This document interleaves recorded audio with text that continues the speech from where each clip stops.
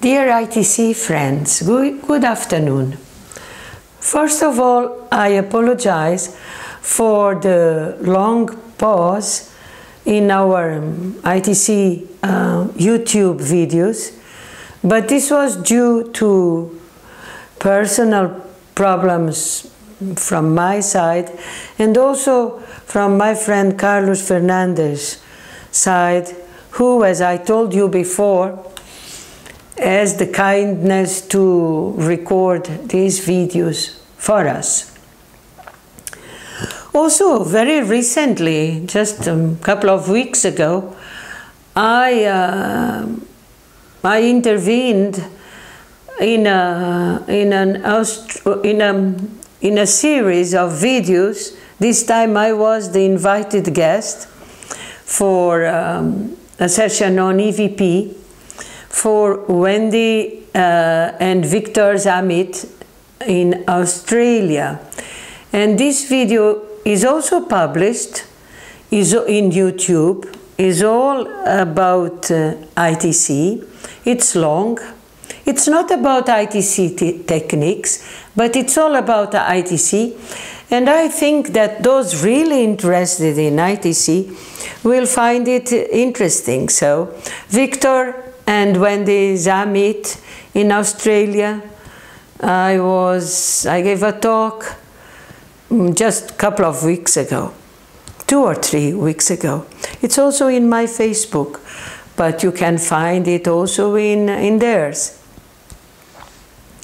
I do not know exactly the address, but it will not be difficult to find. Anyway, let's continue with our talk about EVP techniques. And we spoke last time about background acoustic supports, the noise used in our EVP experiments. I spoke about white noise, if I remember well, in the last video.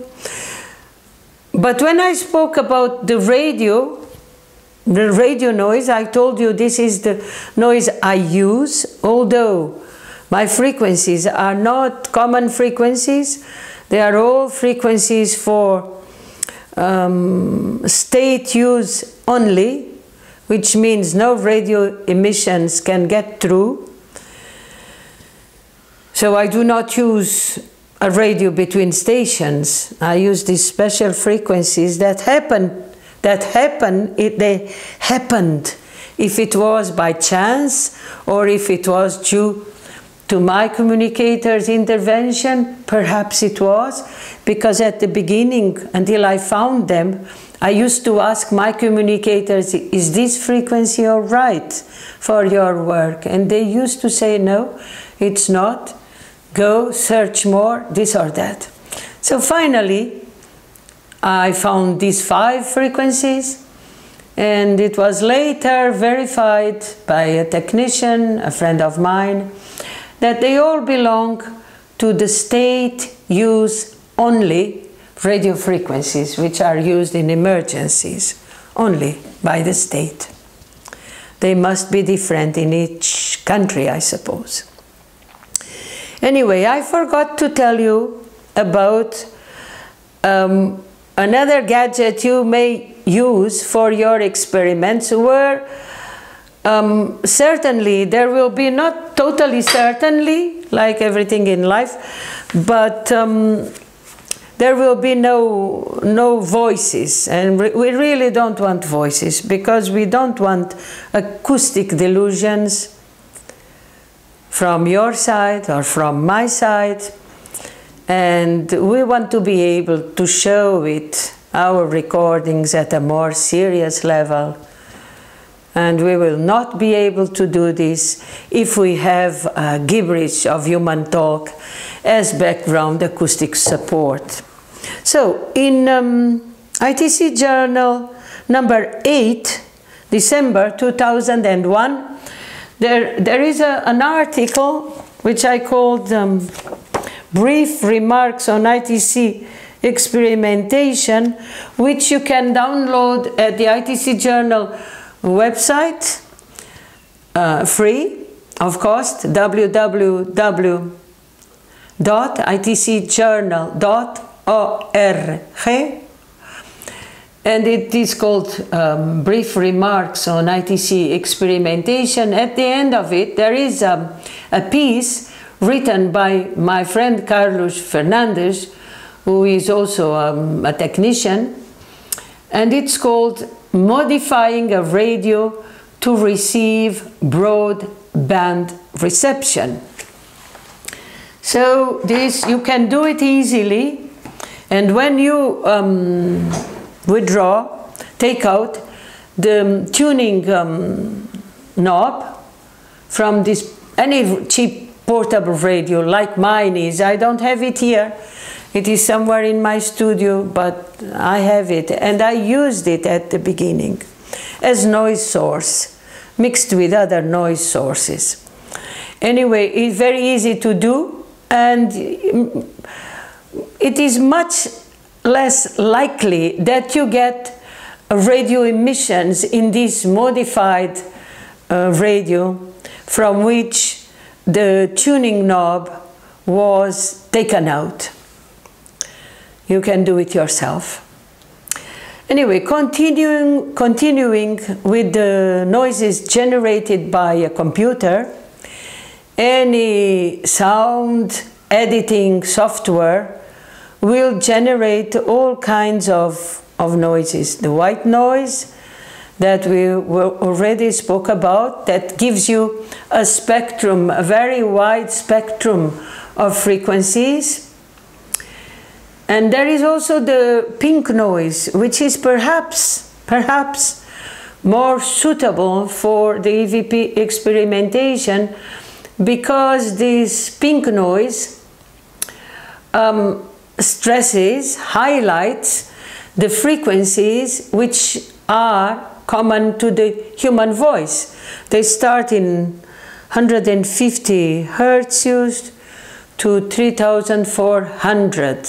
This is a normal human voice, starting by masculine, and then it will be feminine and a child's voice, until the harmonics at 3,400. Naturally, the so-called paranormal electronic voices can be higher, much higher than this 3,400. But if you use this spectrum, it's not that the pink noise does not have the other frequencies. It comprises them, but they are not so audible. There is also the blue noise, which is similar to the white noise, but more strident, unnerving noise. And there is the brown noise, which on the other hand is more muffled. All kinds of noises generated by a computer these days. And we are really dealing in this time and epoch with digitally generated sounds, isn't it? You are not going to build an analog sound generator. What for? It has no advantages that I can see over a digital one. Anyway, what you want is an acoustic background support for your EVP experimentation. Why? Because this is proven, and proven many times, also in laboratory, as we did in our series of tests at the Laboratory of Acoustics of the Faculty of Engineering here at Vigo University. The voices, the anomalous voices, use the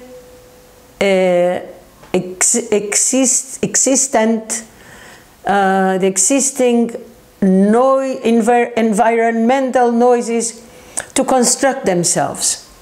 So you do need some background acoustic support, audible or non-audible, because you can also record with a computer, and the computer will have will have internal noises if you record on a computer, or with a mobile phone, and the same will apply. Whatever you use, there will be noises. If you are speaking, your own voice makes noises and leaves sound waves in the air, which can be used by the anomalous voices. Recently, well, it's not so recently, but lately, there are many adepts of what is called now streaming. Streaming as a noise source. There are several different kinds of streaming in the internet with this purpose. And they can be also very good. But one thing I would recommend is that you pre-record the streaming if you use it. Some of the streamings online, although they are electronically constructed, sound very much like human voice. Not that they contain human voice. I'm not saying that. I am saying that they sound like human voices. Distorted, electronized, let's say, let's invent a new word, and they can again cause some delusion in the operator when he or she listens to the recording. So my advice will be that you pre-record the streaming also, or a radio emission, if you wish, in foreign languages. Very efficient.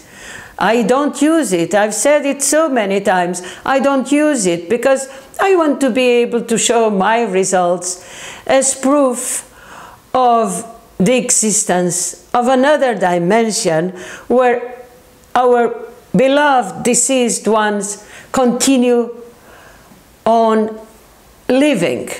And if I use human voices indiscriminately, I will not be able to tell this to anybody serious or anybody a little bit more, how would I say, between inverted commas, scientifically prepared, between inverted commas, because they will just not accept it. They will say that the words were already there.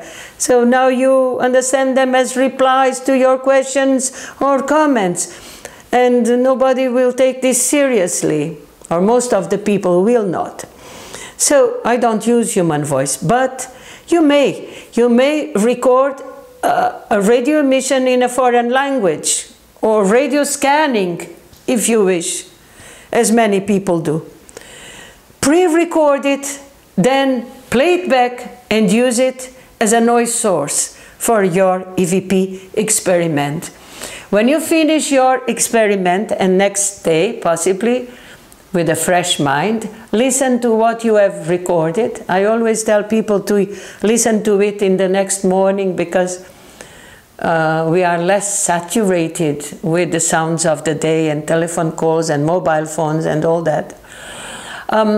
So you'll be more able to perceive little sounds or little words. So if you have a doubt, for instance, you say, you listen to, I'm John, or I'm your grandfather. You go to your noise to your acoustic background support, to your noise source, and you go and listen to what you recorded, pre-recorded, and verify if it contains a word that says grandfather, or if it says John Edwards, or whatever you think you have heard, you have perceived. Then you are sure. If it's not in your background acoustic support, and it is in your recording file, whatever means you used for your recording, it's very likely anomalous. This is a very good thing. Pre-record everything that contains human voice or is similar to human voice, because you want real anomalous, human voice-like sounds, isn't it? Naturally, a diary, a log, is very important for this work, because in it you can write down everything, or even prepare can't think of the word now. Prepare a little text of what you are going to say or what you are going to ask, and follow it. Then you know that everything is there. If you listen to some noise, write it down. The dog went outside to bark, and there was no noise at the door. Someone rang the bell, whatever. I could hear my neighbor. And write down more or less the time in the recording. So this is very important, a log. Alternatively, you can record yourself and your recording with, for instance, a mobile phone. So you will have everything that you have said in your video recording. It doesn't mean that an anomalous word will not appear in your video recording also, but that's another thing. It may, and that is okay. But you'll be able to check, double check. I would like to finish by telling you that 2 days ago I was stunned, because I could listen to my beloved friend François Brune from the next world, from the next dimension. The next world is so much loved, and I so much love him. So I was so touched. These EVPs, marvelous, with François Brune's recognizable voice, were obtained by a young French EVP, ITC operator called Marc Molouk, and I also have them in my timeline, in my Facebook. I do recommend everybody to listen to it, because this is really a breakthrough.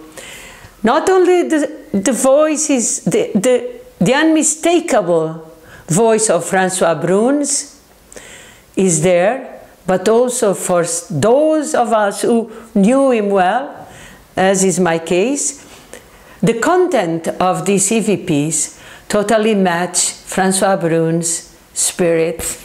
So I say thank you to you, and until the next ITC video.